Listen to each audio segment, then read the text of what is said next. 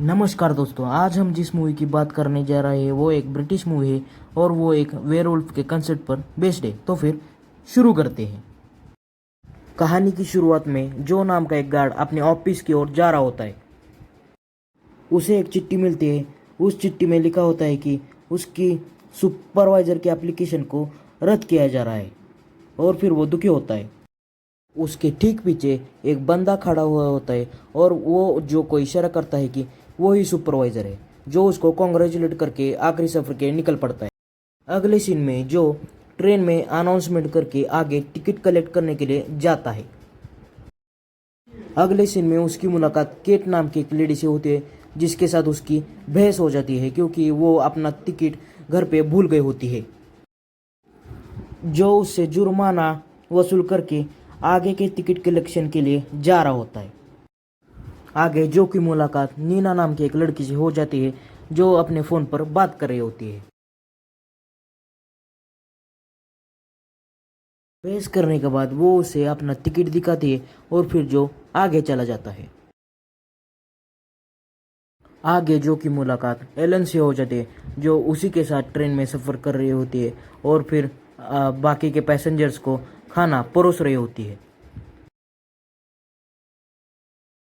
जो एलन को coffee date के लिए पूछता है, लेकिन एलन उसे टेम्पररी बेसिस पर मना कर देती है। जो फिर अपना काम ख़त्म करने के बाद आगे के डिब्बे में जाकर शांति से बैठ जाता है। अचानक से ट्रेन रुक जाती है क्योंकि ट्रेन की पटरी पर कुछ तो प्रॉब्लम हो गई होती है। ड्राइवर नीचे उतरकर ट्रेन को चेक करने की कोशिश करता है। वो उस अटकी हुई पेड़ की टहनी को निकालने की कोशिश करता है। तभी पीछे वाली झाड़ियों से कुछ तो अजीब आवाज़ें आने लगती हैं।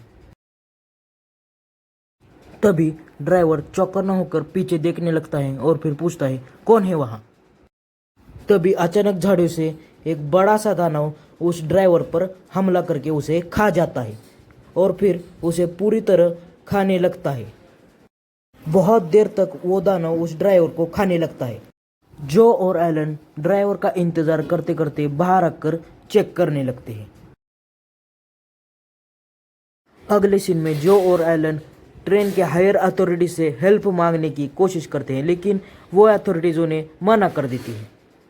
ये बात जब वो दोनों पैसेंजर्स से करते हैं, वो पैसेंजर्स इन दोनों पर भड़क उठते हैं और फिर सॉल्यूशन की मांग करते हैं। तभी पीछे से एड्रियन उन सबको नीचे उतरकर पैदल चलने की सलाह देता है। सारे पैसेंजर एड्रियन की इस बात से सहमत होते हैं, लेकिन जो नहीं होता। फिर बाकी के लोग किसी तरह उसे मना लेते हैं। जो चाबी से दरवाज़ा खोल देता है और फिर सबको वन बाय वन नीचे उतरने को बोलता है। अगले सीन में हम ये देखते हैं कि जो पैसेंजर्स को वन बाय वन फॉलो करने को कहता है और फिर वो धीरे धीरे स्टेशन की ओर बढ़ने लगते हैं। अचानक चलते चलते सडनली जो और एलन को उनके ड्राइवर की बॉडी दिख जाती है और फिर वो घबरा जाते हैं। वो दोनों डर कर तेजी से वहाँ से जल्दी भागने लगते हैं।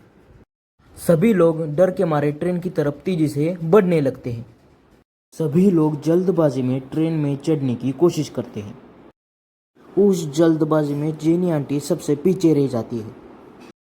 उनका पैर दरवाजे में अटक जाता है और फिर दानव उसको खाने लगता है।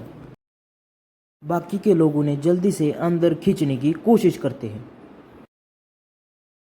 जेनी आंटी को अंदर लाकर बाकी सब उनका फर्स्ट एड करने में लग जाते हैं। एलन जो को डॉक्टर को बुलाने के लिए कहती है। जो अंदर जाकर डॉक्टर को फ़ोन करने की कोशिश करता है। जेनी आंटी सभी पैसेंजर्स को उस दानव का हुलिया बता रही होती है। अगले सीन में हम ये देखते हैं कि केट जेनी आंटी का फर्स्ट एड अच्छे से करती है। फिर अगले सीन में हम देखते हैं कि केट नीना के पास जाकर उसका हालचाल पूछ लेती है। केट नीना को ये बोलती है कि वो उसे अपनी बेटी मानती है। तभी दरवाजे से एक बहुत ही भयानक आवाज़ आ जाती है। वो दोनों अचानक से घबरा जाती हैं। बाकी के लोग भी डर के मारे घबराकर अलर्ट हो जाते हैं। अचानक किसी का मोबाइल बजता है और फिर सारे लोग आप अपने फ़ोन चेक करने की कोशिश में लग जाते हैं। तभी नीना अपना फ़ोन उठाकर अपनी मम्मी से बात करती है और फिर उसे हालत समझाती है। तभी बाकी के लोग नीना से उसका फ़ोन मांगने की कोशिश करते हैं, लेकिन नीना उनको साफ मना कर देती है। एड्रियन आगे आकर नीना से उसका फ़ोन छीनने की कोशिश करता है। तभी अचानक खिड़की से एक दानव आता है और नीना को अपने साथ ले जाता है। यह हादसा होते हुए देख बाकी के लोग घबराकर दूसरे डिब्बे में जाते हैं। तभी जेड अंकल बाकी के पैसेंजर्स को यह सलाह देते हैं कि उन्हें हिम्मत से काम लेना होगा। वह ट्रेन में से कुछ औजारों की मांग करते हैं। तभी बिल्ली और जो कबर्ड में से औजारों को खोज निकालते हैं। सभी पैसेंजर्स औजारों की मदद से ट्रेन के खिड़कियों और दरवाज़ों को सील करने की कोशिश करते हैं और फिर बहुत सारा काम करने में एकजुट हो जाते हैं। किसी तरह काम पूरा हो जाता है। तभी अगले सीन में हम यह देखते हैं कि दरवाज़ा बहुत ही ज़ोर ज़ोर से कोई तो खटखटा रहा है। अगले सीन में हम यह देखते हैं कि दरवाजे की सील को तोड़कर एक बहुत ही बड़ा हाथ बाहर आ जाता है। अगले सीन में हम यह देखते हैं कि दानव अंदर आकर सबको डराने लगता है। तभी मैथ्यू उस दानव पर एक्स की मदद से पीछे से वार करने लगता है और फिर वो बार बार लगातार उस पर वार करने लगता है। वो तब तक वार करता है जब तक वो दानव मर ना जाए और फाइनली वो दानव मर जाता है। सभी पैसेंजर्स उस दानव को गौर से देखने लगते हैं। उसके हाथ की अंगूठी देखकर सबको ये पता चल जाता है कि वो भी उनकी तरह एक नॉर्मल इंसान था। अगले सीन में जेनी आंटी उल्फ की तरह डरावनी आवाज़ निकालती है। सबको यह पता चल जाता है कि वो भी धीरे धीरे वेयरवुल्फ में बदल रही है। एड्रियन उसको मारने की ठान लेता है। वो जेनी आंटी का गला दबाकर उसे मारने की कोशिश करने लगता है। तभी पीछे से जो एड्रियन पर हमला करके उसे बेहोश कर देता है। उसे और जेनी आंटी को बेल्ट की मदद से बांधा जाता है। अगले सीन में बिली मैथ्यू, जो और एलन के साथ कंट्रोल सिस्टम्स के पास पहुंच जाता है। वो उन्हें कंट्रोल सिस्टम्स के बारे में कुछ जानकारी दे देता है। अगले सीन में हम यह देखते हैं कि बिली मैथ्यू के साथ ट्रेन के बाहर पड़ता है। वो मैथ्यू की मदद से ट्रेन का फ्यूल ठीक करने की कोशिश करता है। बिली फ्यूल के पाइप का रिपेयरिंग का काम करने में लग जाता है। तभी सडनली मैथ्यू को जंगल से किसी लड़की के चीखने की आवाज़ आ जाती है। तभी मैथ्यू हाथ में एक्स लेकर जंगल की ओर बढ़ने लगता है और बिली को वहीं पर छोड़ देता है। जंगल के अंदर जाकर मैथ्यू उस ज़रूरतमंद लड़की को खोजने की कोशिश में लग जाता है। वो टॉर्च इधर उधर घुमाने लगता है। तभी उस पर दानव हमला करके उसे मार डालते हैं।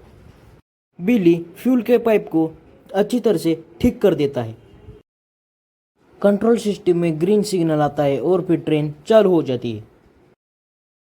अगले सीन में हम ये देखते हैं कि जेनी आंटी पूरी तरह एक भेड़िए में बदल चुकी होती है। उसकी वजह से बाकी के पैसेंजर्स डर जाते हैं। अगले सीन में हम ये देखते हैं कि केट और एड्रियन वहां से डर के मारे भाग जाते हैं। फिर दरवाजे पर खड़े दानों के साथ केट को भी एड्रियन लात मारकर बाहर कर देता है। अगले ही सीन में हम ये देखते हैं कि जेनी खुद के ही हस्बैंड को मारने की कोशिश करती है। वो उसे बाइट करती है और फिर वो मर जाता है। गलती से बिली के हाथ से फ्यूल पाइप फिर से लीक हो जाता है। इस रीज़न की वजह से ट्रेन फिर से रुक जाती है।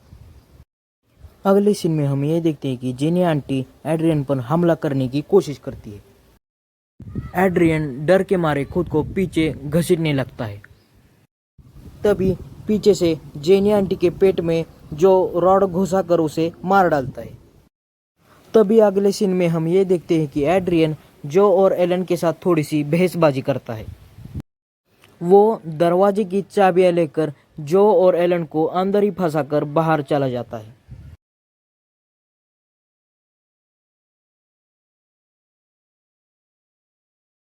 जो और एलन दोनों ही ट्रेन के अंदर लॉक हो जाते हैं। तभी जो और एलन पर दानव पीछे से हमला करने की कोशिश करते हैं। उन्हें पीछे से कोई तो आवाज देता है। पीछे बिली बॉनफायर के साथ उन पर हमला करने के लिए तैयार खड़ा रहता है। वो उन दानवों पर बॉनफायर से हमला कर देता है और फिर वो जलकर राख हो जाते हैं।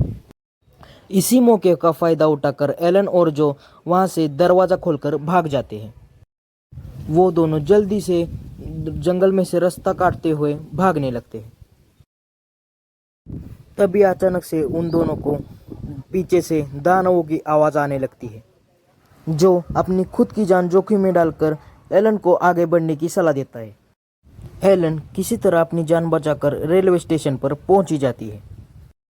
उसके साथ जो की आखिरी निशानी मौजूद होती है। अगले सीन में हम ये देखते हैं कि जो उन दानवों का शिकार बनता है। दानव जो को बाइट करने लगते हैं और वही वो सीन खत्म हो जाता है। अगले सीन में हम ये देखते हैं कि एड्रियन जंगलों में से गुजर रहा होता है। तभी अचानक जो को अपने सामने देखकर एड्रियन बहुत ही घबरा जाता है। जो और बाकी के दानव एड्रियन पर हमला करके उसे मार डालते हैं। यहीं पर यह मूवी खत्म हो जाती है। So at last thank you guys for watching my video till the end. मिलते हैं नेक्स्ट वीडियो में, तब तक के लिए टाटा बाय बाय।